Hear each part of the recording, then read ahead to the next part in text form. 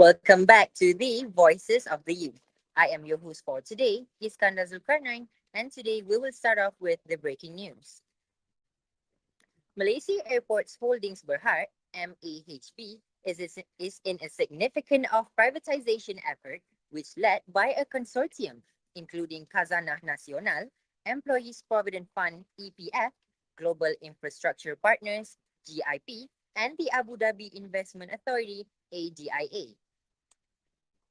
The consortium aims to acquire the remaining shares in MAHB that they haven't owned at RM11 per share, amounting to around RM 10.09 billion.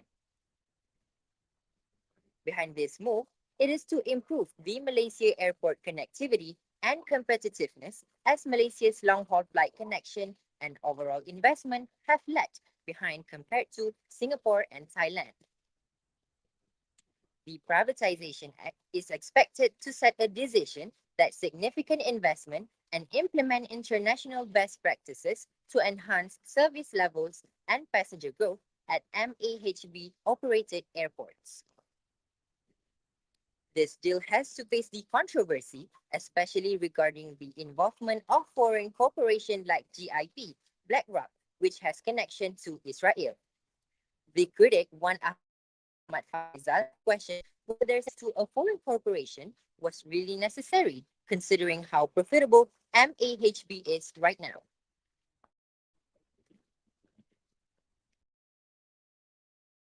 Tidak nampak di mana logik dan relevannya kita membawa masuk GIP untuk membantu MAHB, sebuah syarikat yang berdaya saing yang tidak pernah rugi kecuali zaman COVID. Malah kalau kita lihat GIP antara operator yang menguruskan airport terburuk di dunia. Saya dan pembangkang dan However, the Prime Minister Anwar Ibrahim insisted that Malaysia Airport Holdings Berhad has never been sold to foreign party and continues to remain the property of Malaysia.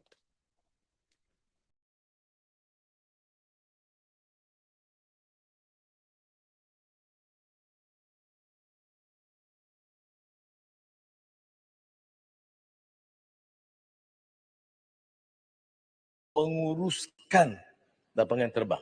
Lapangan terbang kekal milik kerajaan Malaysia.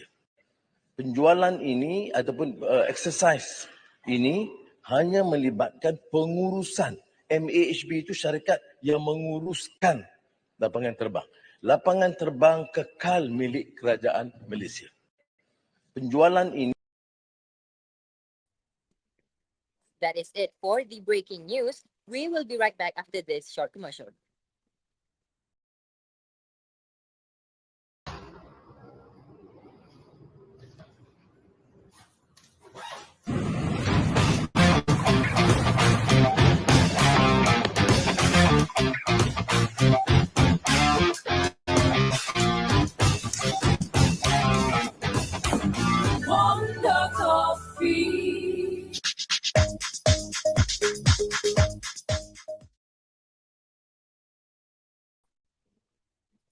Welcome back to the next segment, which is the current issues.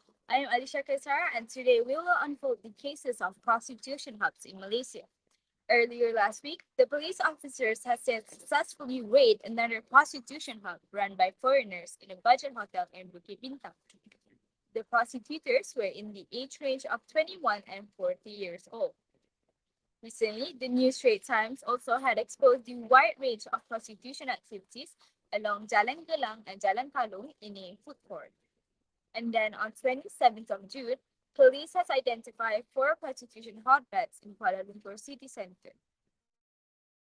City Police Chief Usti Muhammad Issa said that police have conducted 409 raids in Kuala Lumpur since January this year, which led to 1,691 arrests. These prostitution cases is under investigation under the Section 327B of the Penal Code and Section 61C of the Immigration Act 1959, which, if it's found guilty, they will have to face imprisonment for up to 15 years of fines and other punishments due to carrying out activities that are contrary to the conditions of the issuance of the pass and permits.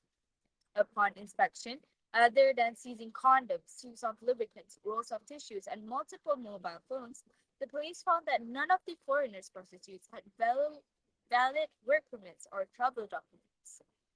Following with the latest news of foreigners' requests on extending visa from the government has speculated discussion among Malaysians whether or not if the procedure of obtaining the visa is too loose for the foreigners that leads to many prostitutes.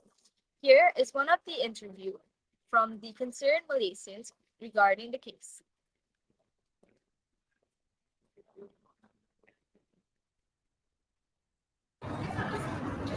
Hi. Do you mind if we ask a couple of questions for a quick interview right now? Not at all. All right, first of all, what is your name? My name is Rizman Iskandar. You can call me Rizman. All right, Mr. Rizman, what do you know about the prostitution cases among foreigners that is happening in Malaysia right now? Oh yeah, I just read it on the news yesterday, so I knew a few things. All right, as a Malaysian who's currently living in Kuala Lumpur, right? Do you think that the government should extend the work visa of these foreigners? To be honest, I don't see why not, because I understand that by extending the work visa would cause the cases to grow a lot worse. However, it is important to note that not all of them are involved. So by them not just extending the visa as a whole, will make Malaysian to lose potential workers. So I think that the government should take a few steps in order to avoid these cases from happening. So, what are the steps that you think the government should take? I believe that the government can. I believe that the government can tighten their rules and regulations so that they can detect the person who has the past record of doing so. All right, that is all for today's interview. Thank you. Those were a few suggestions given by our interviewee, Mr. Rizman Iskandar. That's all from me. That's all from me. Voices of the Youth will be right back after the short break.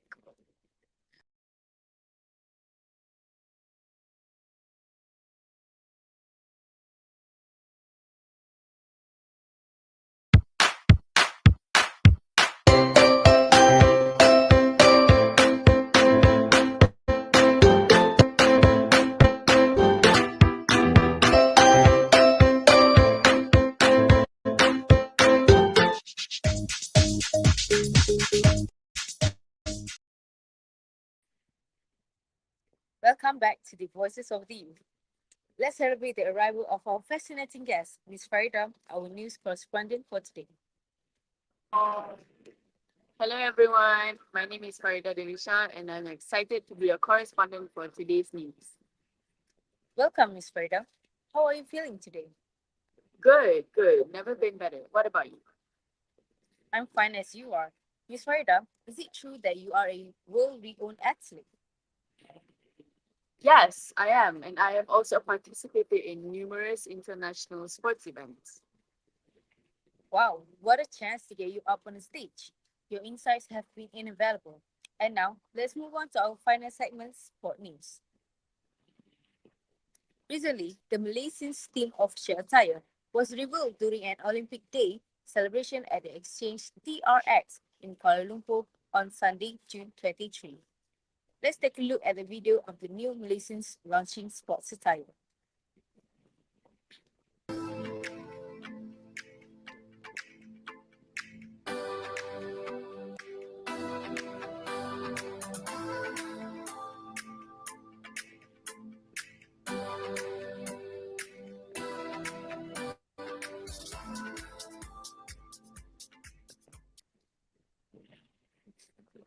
I have a question for you, Ms. Farida. Were you at the celebration for this event? Yes, I was indeed.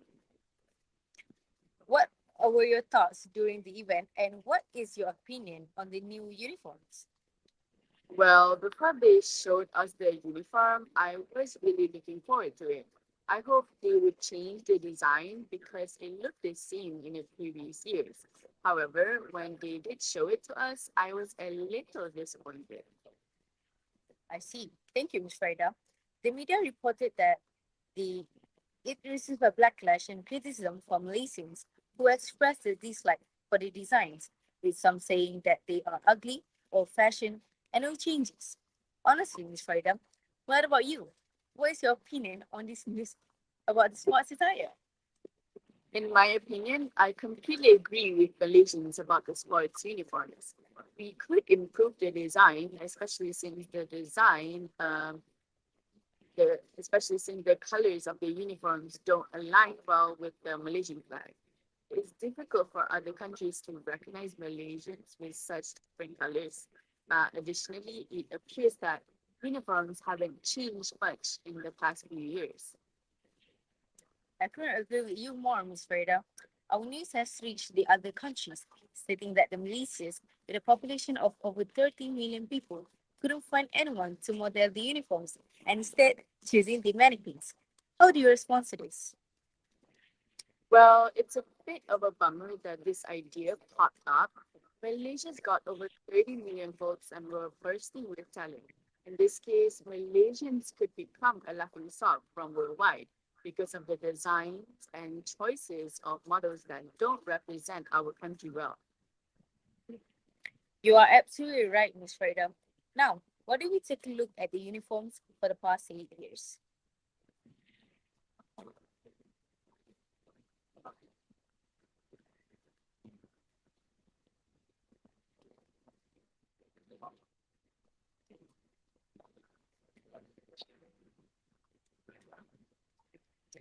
It seems that the uniforms has only changed to a brighter color, but maintained the same design.